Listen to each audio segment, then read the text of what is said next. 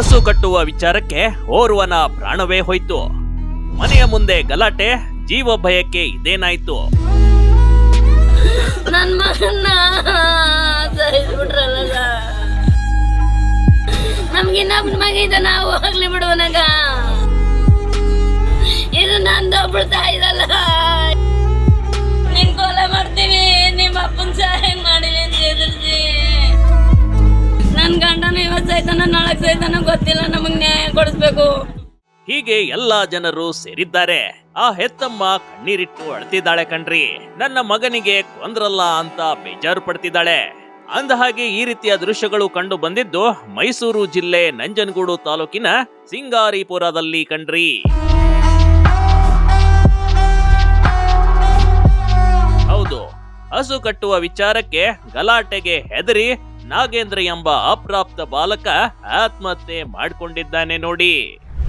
ಬೆಳಿಗ್ಗೆ ಗಲಾಟೆ ಆಗಿತ್ತು ಸರ್. ಹಸು ಕಟ್ಟೆ ವಿಷಯಕ್ಕ ನಮ್ಮ ಯಜಮಾನ್ರಿಗೆ ಅವ್ರಿಗೆ ಇಷ್ಟ ಬಂದಾಗ ದೊಣ್ಣೆಲಿ ಕೈಯಲ್ಲಿ ಎಲ್ಲ ಇಷ್ಟ ಬಂದಾಗ ಹೊಡೆದು ಮೇಜರ್ ಗಾಯಗಳಾಗಿತ್ತು. ನಾ ಕರ್ಕೊಂಡು ಮೈಸೂರು ಆಸ್ಪತ್ರೆಗೆ ಹೊಟ್ಟದೆ.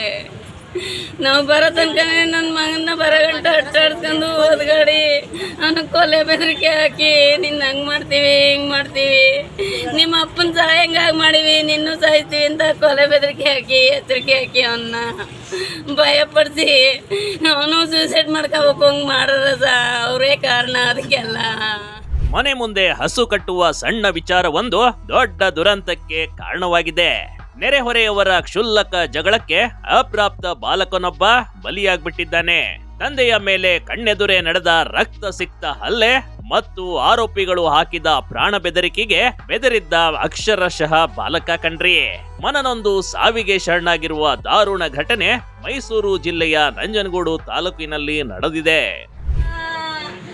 ನನ್ನ ಮಗನ್ನ ಎದುರಿಸಿ ಬೆದರಿಸಿ ಹಂಗ್ ಮಾಡ್ತೀವಿ, ಹಿಂಗ್ ಮಾಡ್ತೀವಿ, ನಿನ್ ಕೊಲೆ ಮಾಡ್ತೀವಿ, ನಿಮ್ಮ ಅಪ್ಪನ ಸಹಾಯ ಮಾಡಿವಿ ಅಂತ ಎದುರಿಸಿ ನನ್ನ ಮಗ ಹಂಗ್ ಮಾಡ್ಕೊಳಕ್ ಅವರೇ ಕಾರಣ.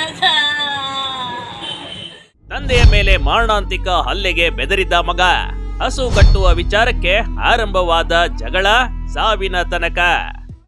ನಂಜನಗೂಡು ತಾಲೂಕಿನ ಸಿಂಗಾರಿಪುರ ಗ್ರಾಮದ ನಿವಾಸಿ 49 ವರ್ಷದ ಶಂಕರ್ ಕಣ್ರಿ. ಇವರ ಮೇಲೆ ಭೀಕರ ಹಲ್ಲೆ ನಡೆದಿದೆ. ಶಂಕರ್ ಮನೆ ಮುಂದೆ ಹಸು ಕಟ್ಟುವ ವಿಚಾರಕ್ಕೆ ಮಾತಿನ ಚಕಮಕಿ ವಿಕೋಪಕ್ಕೆ ತಿರುಗಿದೆ ನೋಡಿ. ಹಳೆ ದ್ವೇಷವನ್ನ ಮನಸ್ಸಿನಲ್ಲಿಟ್ಕೊಂಡಿದ್ದ ಗ್ರಾಮದ ಮಾದೇಗೌಡ, ಕುಳ್ಳೇಗೌಡ, ಮಾದೇವ್ ಸೇರಿದಂತೆ ಒಟ್ಟು 9 ಮಂದಿ ಶಂಕರ್ ಜೊತೆ ಗಲಾಟೆ ತೆಗೆದಿದ್ದಾರೆ. ಅಷ್ಟಕ್ಕೆ ಸುಮ್ಮನಿರದ ಆರೋಪಿಗಳು ಜಗಳದ ವೇಳೆ ಸಿಟ್ಟಿಗಿದ್ದು ಏಕಾಏಕಿ ಶಂಕರ್ ಮೇಲೆ ಮಾರಣಾಂತಿಕ ಹಲ್ಲೆ ನಡೆಸಿದ್ರು ನೋಡಿ. ಅವರೆಲ್ಲ ಒಂದೇ ಮನೆಯವರು 9 ಜನ ಸರ್. ನಾವು ಗಂಡ ಹೆಂಡತಿ ಮಗ ಮಾತ್ರ. ನಮ್ ಬಿಡ್ಸೋರು ಇಬ್ರೇ ಇದ್ದಿತ್ತು, ಇನ್ಯಾರು ಇರ್ಲಿಲ್ಲ. ನನ್ನ ಮಗನ ಸಾವು ಅವರೇ ಕಾರಣ. ನನ್ನ ಗಂಡನ ಇವತ್ತು ಸೈತಾನ, ನಾಳೆ ಸೈತಾನ ಗೊತ್ತಿಲ್ಲ. ನಮಗ್ ನ್ಯಾಯ ಕೊಡಿಸ್ಬೇಕು. ಕಲ್ಲು ದೊಣ್ಣೆಗಳಿಂದ ಮನ ಬಂದಂತೆ ಹೊಡೆದ ಪರಿಣಾಮ ಶಂಕರ್ ರಕ್ತದ ಮಡುವಿನಲ್ಲಿ ಬಿದ್ದಿದ್ರು. ಸದ್ಯ ತೀವ್ರವಾಗಿ ಗಾಯಗೊಂಡ ಶಂಕರನ್ನ ಮೈಸೂರಿನ ಖಾಸಗಿ ಆಸ್ಪತ್ರೆಗೆ ದಾಖಲಿಸಲಾಗಿದೆ. ಸಾವು ಬದುಕಿನ ನಡುವೆ ಹೋರಾಟ ನಡೆಸ್ತಾ ಇದ್ದಾರೆ ನೋಡಿ. ಹಸು ಕಟ್ಟಕ್ಕೆ ಹೊಡೆದಿದ್ದಾರೆ ಸರ್. ಅದೇ ದೇಶ ಇದೆ ಆಲ್ರೆಡಿ. ಅವನು 9 ಜನ ಹೊಡಿದ್ದಾರೆ. ಮಿಸ್ ಆಗಿರೋ ಅವನು ಹೊಡೆದಾಗ ನಾನು ಕಾಪಾಡಿದ್ದೀನಿ. ಇಬ್ಬರು ಹಾಕೊಂಡ್ಬಿಟ್ಟಿದ್ದೀನಿ. ಅವನ ಅಪ್ಪನ ಆಸ್ಪತ್ರೆಗೆ ಕರ್ಕೊಂಡ್ಬಿಟ್ಟಿದ್ದೀನಿ. ಬಾಗಣ್ಣ ವಾರ್ನಿಂಗ್ ಕೊಟ್ಟಿದ್ದಾರೆ. ಅವನು ಕೆರೆಗೆ ಹೋಗಿದ್ದ ದನ ಇಟ್ಕೊಂಡು ವಾರ್ನಿಂಗ್ ಕೊಟ್ಟಿದ್ದಾರೆ. ಬಟ್ ಅವನೇ ಬಂದು ಹೋಗ್ಬಿಟ್ಟು ಬತ್ತಿ ಕಚ್ಚಿಗಪ್ಪ ಅಂದ್ಬಿಟ್ಟು ಮನೆಗೆ ಹೋಗಿದ್ದಾನೆ. ಮನೆ ಹೋಗಟ ಬರೆದು ಇದು ಮಾಡಿದ್ದಾನೆ. ತಂದೆಯ ಮೇಲಿನ ಹಲ್ಲೆಗೆ ಬೆಚ್ಚಿ ಬಿದ್ದ ಪುತ್ರ, ಮಗನಿಗೂ ಕೊಲ್ಲುವ ಬೆದರಿಕೆ ಒಡ್ಡಿದ ಹಲ್ಲೆಕೋರರು. ಶಂಕರ್ ಮೇಲೆ ಹಲ್ಲೆ ನಡೆಯುವಾಗ ಅಪ್ರಾಪ್ತ ಪುತ್ರ ನಾಗೇಂದ್ರ ಅಲ್ಲೇ ಇದ್ದ. ಆರೋಪಿಗಳು ಶಂಕರ್ ಹೊಡೆಯೋದಲ್ಲದೆ ನಾಗೇಂದ್ರನಿಗೂ ಅವಾಚ್ಯ ಶಬ್ದಗಳಿಂದ ನಿಂದಿಸಿದ್ದಾರೆ.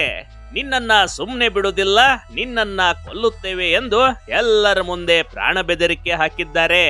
ತನ್ನ ಕಣ್ಣೆದುರೇ ತಂದೆಯ ಮೇಲೆ ನಡೆದ ಕ್ರೂರ ಹಲ್ಲೆ ಮತ್ತು ತನಗೂ ಸಾವು ಕಾದಿದೆ ಎಂಬ ಭಯದಿಂದ ನಾಗೇಂದ್ರ ತೀವ್ರವಾಗಿ ನೊಂದಿದ್ದ ನೋಡಿ.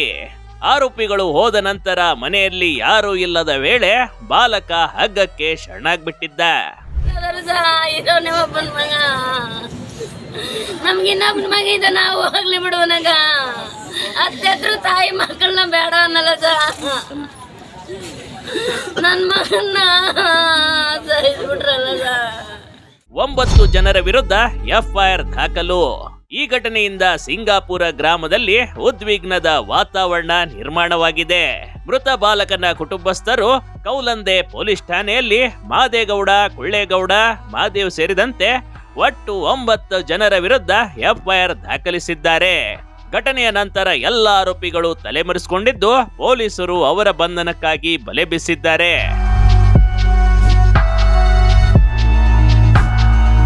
ಒಂದು ಸಣ್ಣ ಜಗಳ ಒಂದು ಇಡೀ ಕುಟುಂಬವನ್ನೇ ಬೀದಿಗೆ ತಂದಿದೆ. ಮಗ ಮಣ್ಣಿನ ಪಾಲಾಗಿದ್ದರೆ ತಂದೆ ಆಸ್ಪತ್ರೆಯಲ್ಲಿ ಚಿಕಿತ್ಸೆ ಪಡೆಯುತ್ತಿದ್ದಾರೆ. ನನ್ನ ಮಗನ ಸಾವಿಗೆ ಆ 9 ಮಂದಿಯೇ ಕಾರಣ. ಅವರಿಗೆ ಕಠಿಣ ಶಿಕ್ಷೆಯಾಗಬೇಕೆಂದು ಶಂಕರ್ ಪತ್ನಿ ಸುಮಿತ್ರಾ ಕಣ್ಣೀರಿಡ್ತಿದ್ದಾರೆ. ಅರ್ಥ ಮಾಡ್ಕೊಳ್ಳಿ ಸರ್, ಇದು ನಂದೊಬ್ಳು ತಾಯಿದಲ್ಲ, ಇಡೀ ನಾವಿಲ್ಲಿರೋದ ಇರಲಿಲ್ಲನು. ನಮ್ಮ ಹೊಟ್ಟೆ ಎಷ್ಟು ಉರಿತಿದೆ ಅಂತ ಹೇಳ್ತಾರೆ, ನಮ್ಮ ಹೊಟ್ಟೆ ಎಷ್ಟು ಬೇಯಿಸಿದೆ ಅಂತ ಹೇಳ್ತಾರೆ ಗೊತ್ತು ಸರ್. ಒಟ್ನಲ್ಲಿ ಒಂದು ಜಗಳದಲ್ಲಿ ಒಂದು ಜೀವವೇ ಹೋಗಿದೆ. ಮಕ್ಕಳು ಮನಸ್ಸು ತುಂಬಾನೇ ಸೂಕ್ಷ್ಮ ಕಣ್ರಿ. ಅವರ ಮುಂದೆ ಈ ರೀತಿ ಗಲಾಟೆ ನಡೆಯೋದು ಅದು ಸಾವಿಗೆ ಕಾರಣವಾಗಬಹುದು ಅನ್ನೋದಕ್ಕೆ ಈ ಘಟನೆಯೇ ಸಾಕ್ಷಿ. Big TV Karnataka, Mysuru.